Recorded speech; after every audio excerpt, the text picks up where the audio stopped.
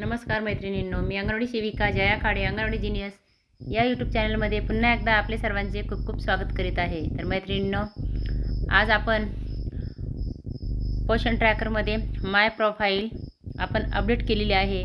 तरी पण माय प्रोफाईल काही भगिनींची अपडेट झालेली नाही व तसेच पोषण ट्रॅकर ओपन होत नाही. अशा बऱ्याच जणींच्या अडचणी आहेत. बऱ्याच जणींचे कॉलसुद्धा आलेले आहे. माझ्या बीटमध्ये बऱ्याच जणींचा हा प्रॉब्लेम येत आहे आणि त्या संदर्भातच मी हा व्हिडिओ आपल्यासाठी घेऊन आलेला आहे. तर मैत्रिणींनो, सर्वप्रथम मी मागच्या वेळेस एक व्हिडिओ आपल्याला टाकला होता. त्यामध्ये प्रोफाईल कशी अपडेट करायची हे आपण सर्वांनी बघितलेलं आहे. परंतु मैत्रिणींनो, आपण प्रोफाईल अपडेट केली, परंतु ही प्रोफाईल आपली अपडेट झालेली नाही. याचं कारण असं का झाली नाही मैत्रिणींनो, आपण आधार नंबर भरलेला आहे का, नावसुद्धा आधारवरती जे नाव आहे त्याचप्रमाणे आपण नाव भरलेले आहे का, तसेच आपली जन्मतारीख ही आधारनुसारच पाहिजे. ईमेल आय डी आपण टाकून घेतलेला आहे. आणि मैत्रिणींनो, याच्यात 2 मुद्दे महत्त्वाचे आहे. आधारनुसार तुमचं नाव, मैत्रिणींनो, सुरुवातीला ज्या काही महिलांनी आधार काढले होते त्या आधारवरती फक्त आपलं नाव आणि आडनाव 2च आलेलं आहे. त्याच्यामध्ये आपल्या मिस्टरांचं नावसुद्धा ॲड पाहिजे. जर ॲड नसेल, तसेच खाली जन्मतारीख बघा. काही मैत्रिणींचं फक्त वर्ष आहे आधारवरती, वर्ष असून चालणार नाही. तर त्या आधार कार्डावरती जो आपला जन्मदिवस आहे, जो आपल्या जन्माचा महिना असेल तो महिना आणि वर्षसुद्धा या तिन्हीसहित जन्मतारीख पूर्ण पाहिजे. तर मैत्रिणींनो, आपलं नाव आणि जन्मतारीख आधारवरची जिथे टाकायची आहे. आपण आपल्या अंगणवाडीतील मुलांचे आधार जसे व्हेरीफाय केले त्यामध्ये आपण अनुभवलेलं आहे की जर कॅपिटल आणि स्मॉल लिपीमधून जर आधारवरती जर स्मॉल असलं आणि आपण इकडं कॅपिटल घेतलं किंवा तिकडं कॅपिटल आणि आपण मोबाईलमध्ये जर स्मॉल आकडा टाकला तरी ते आधार त्यावेळेस व्हेरीफाय होत नव्हतं. आपल्याला सारखी अडचण यायची.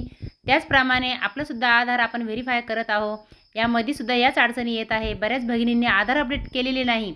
माय प्रोफाईल आपण अपडेट करीत आहोत, परंतु आधार आपण जिथे आधार कार्ड काढतो तिथे जाऊन परत आपल्याला आधार अपडेट करायचे आहे. जोपर्यंत आधार अपडेट होत नाही तोपर्यंत माय प्रोफाईल आपली भरल्या जाणार नाही. आणि असं होतं आहे की आपण पोषण ट्रॅकर ओपन करायलो, ज्यावेळेस आपण पोषण ट्रॅकर ओपन करीत आहोत त्यावेळेस माय प्रोफाईल लगेच आपल्या पोषण ट्रॅकरवरती माय प्रोफाईल ऑप्शन आपल्याला दिसत आहे. तर काही मैत्रिणींचं असं म्हणणं आहे की माय प्रोफाईलच ऑप्शन सारखं दिसत का आहेत, तर आपली ती प्रोफाईल अपडेट झालेली नाही. कारण आपलं आधारच अपडेट नसेल तर आपली प्रोफाईल कशी अपडेट होईल. आणि ज्या भगिनी हजेरी भरत आहेत त्यांचं आधार अपडेट केलेलं असेल, म्हणून त्यांचं आधार व्यवस्थित माहिती भरल्या गेली असेल, त्यांची माय प्रोफाईल अपडेट झाली असेल आणि आपल्याला इथंच अडचण येत आहे. आपली प्रोफाईल ज्यावेळेस अपडेट पूर्ण होईल त्याच वेळेस आपल्या या अडीअडचणी पोषण ट्रॅकरमधल्या दूर होतील. अन्यथा तोपर्यंत या अडचणी अशाच राहणार आहे. हजेरी भरलासुद्धा प्रॉब्लेम येत आहे.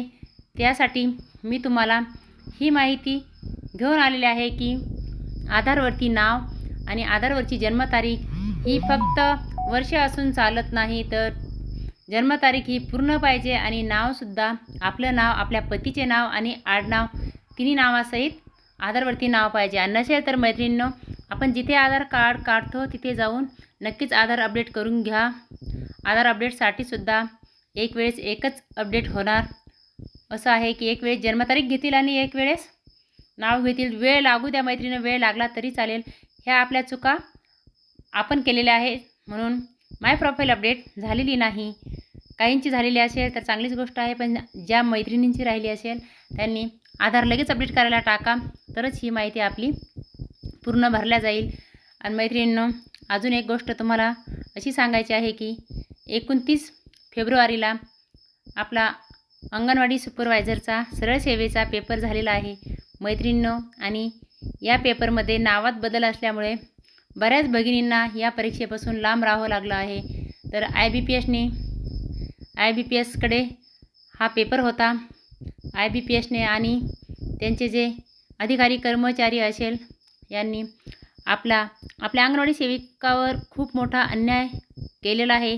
कारण ज्यावेळेस आपण फॉर्म भरला होता त्याच वेळेस जर यांनी ऑप्शनमध्ये मॅरेज सर्टिफिकेट, गॅजेट सर्टिफिकेट टाकलं असतं तर आपण त्या तयारीने असतो.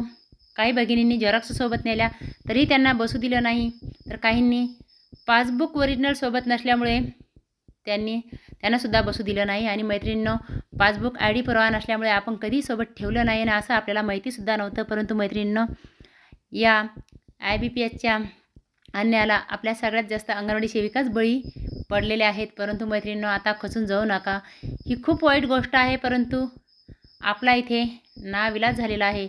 आणि आता आपण खचून न जाता 4 मार्चला आपला अंगणवाडी डिपार्टमेंटलचा जो केस कोर्टामध्ये चालू होती त्याचा निकाल आहे 4 तारखेला.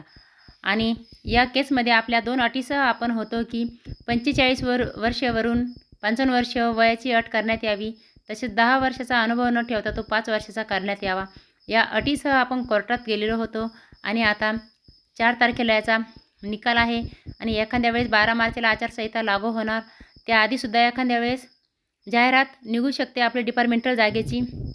त्याकरिता तयारीने राहा, अभ्याससुद्धा करा. आणि इथे स्पर्धा फक्त आपल्या अंगणवाडी सेविकामध्येच असणार आहे. जोमाने एकदा तयारीला लागा, कुठे खचून जाऊ नका, झाल्या गोष्टी विसरून जा आणि नवीन तयारीला लागा. तर मैत्रिणींनो, व्हिडिओ आवडला असेल तर नक्कीच शेअर करा, सबस्क्राईब करा, लाईक करायला विसरू नका. आणि तुम्हाला अंगणवाडीविषयी कोणत्याही गोष्टीची जी माहिती हवी असेल तर नक्कीच कमेंटद्वारे कळवा. मी तुमच्या शंकेचं समाधान नक्कीच करेल. धन्यवाद मैत्रिणींनो.